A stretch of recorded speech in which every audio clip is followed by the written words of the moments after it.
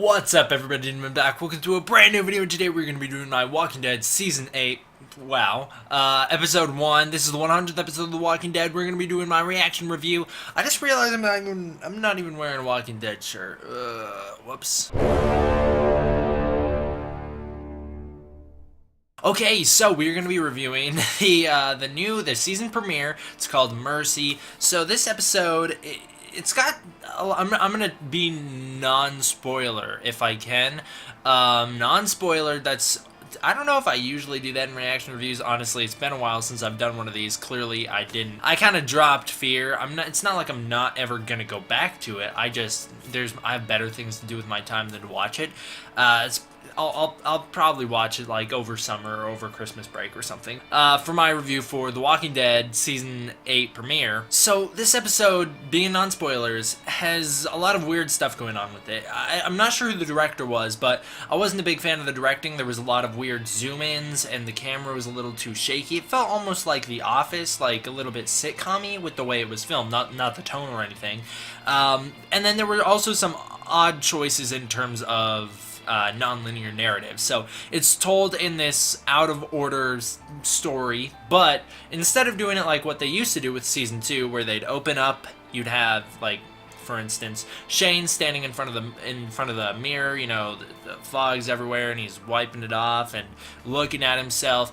And then you just cut back and you're in the past and you do the whole Otis storyline. Instead of doing it like that, they like intertwine all the storylines. So for the most part, you are stuck in one part of the story, which is good. That's how I think it should be. You're in the action I'm not going to spoil anything, but in the battle scenario. Okay, but then you also have some weird stuff intermixed between right before the battle. You also have some stuff mixed between what's potentially way after the battle or just what Rick wants to be after the battle. It's not made clear. We'll talk a lot about it in the breakdown. Yes, I'm doing breakdowns for this season. I know I failed last season to do that the whole way through. I really tried. I really did. School just sucks. What else can I say? There's nothing else to say. Like, if I didn't have all the homework that I have, I'd be making videos every day, man. You guys would be happy again like you were last year, but this is not the way the world works. So overall, this premiere, I didn't think it was necessarily fantastic. I think The Walking Dead does a very weird thing with their premieres where they're not usually the strongest episodes. The only two good, like, standout premieres I can think of would be Season 5, No Sanctuary, my favorite episode of all times. It's fantastic. And then Season 7's The Day Will Come When You Won't Be. Heartbreaking and awesome and sad. It's, well, heartbreaking and sad, obviously. That's like the same thing twice. Okay, but the point I'm trying to make here is that usually their premieres aren't great. Actually, the Season 1 premiere was pretty fantastic. For the most part, like Season 2's premiere, bleh, Season 3's premiere, Season 4's premiere, Season 6's premiere. I liked it, but Season 7, it follows that trend. Like, there's nothing, like, great about it.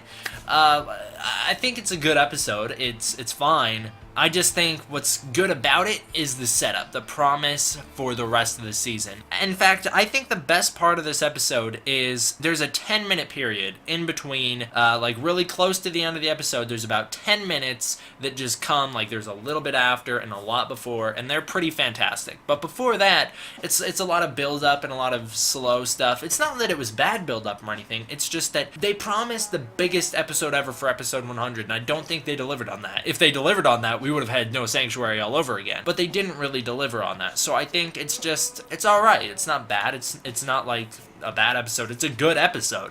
It's just, maybe it'll grow on me. Maybe I'll have to watch it some more, get used to the non-linear story. I just didn't think it was fantastic. I thought it was just alright. However, like I said, I am so excited to see what comes as a result of this, because we have a lot that happens, a big game changer in this series, and I can't wait to see what happens in the rest of this season. They have promised that the next, I think, 3 episodes are just going to be, like, crazy, and there is a cliffhanger at the end of this episode. In fact, there's 2 cliffhangers at the end of this episode. 2 separate storylines wind up on cliffhangers.